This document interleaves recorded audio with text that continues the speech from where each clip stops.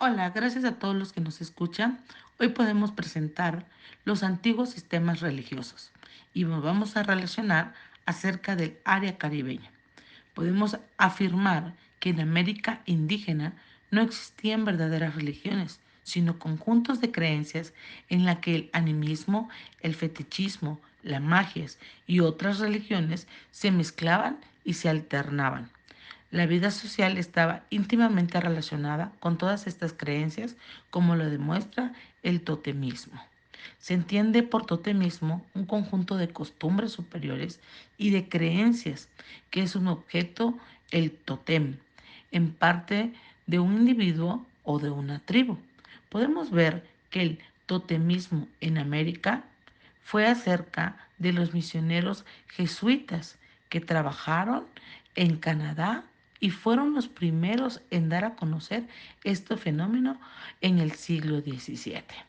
Podemos explicar sus orígenes y vemos que los indígenas creían en todas las cosas en la naturaleza, que tenían un espíritu y estaban animadas y por sentirse importante frente a tantas fuerzas espirituales. Ellos buscaban aliarse con algunas de ellas tomando como guía a uno de sus poderes. Unos creían en el totem y formaban parte de su vida como un aliado, mientras que otros solo invocaban cuando necesitaban de su ayuda. Podemos ver que esos indígenas daban unas veces más importantes a su vida natural y a otras creían que le venía el totem. Vemos que la religión de los indígenas que habitaron en la región caribeña estuvo profundamente marcada por rasgos totémicos, al igual que la mayoría del pueblo del continente. Aceptaron la creencia de un ser supremo por sus creencias y prácticas religiosas. No superaron el nivel animista. Vemos que la influencia del totem en la vida de ellos se manifestaban en varias esferas. En lo religioso, ellos hacían sacrificios al totem y se adoptaban nombres y tenían que tuvieran algo que ver con él. Es más, hasta se vestían con pieles o se hacían tatuajes que lo imitaban. El totem era el consulado en procurar el consejo y la dirección. En el área caribeña podemos ver que los indígenas más conocidos de esta amplia zona fue con ellos que se efectuó el primer contrato con los europeos.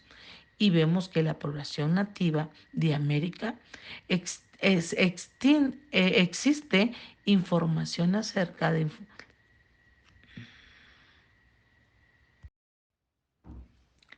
las culturas caribeñas. Podemos ver que desde el momento de la llegada de los españoles, esta isla estaban habitadas por pueblos de lenguas diferentes. Los latinos eran un pueblo de agricultores que procedían de América del Sur y formaban parte de un grupo arawak. Es allí donde podemos ver que los caribes vivían en poblados y empleaban piedras sin pulimiento, hacha de piedras, cerámicas, objetos líticos enigmáticos y practicaban la agricultura. Habían también otros grupos de todos estos pueblos. Los más importantes en el momento de la conquista fueron los arawak y los caribes. Hoy, con esta información y las investigaciones de los científicos modernos, es posible saber bastante de la historia cultural y de las etnografías antillanas. Es allí donde surgen también las religiones caribeñas. Vemos que los arawak eran apacibles y amistosos, razón por la cual desaparecieron pronto frente al conquistador español. Su medio de vida era la agricultura.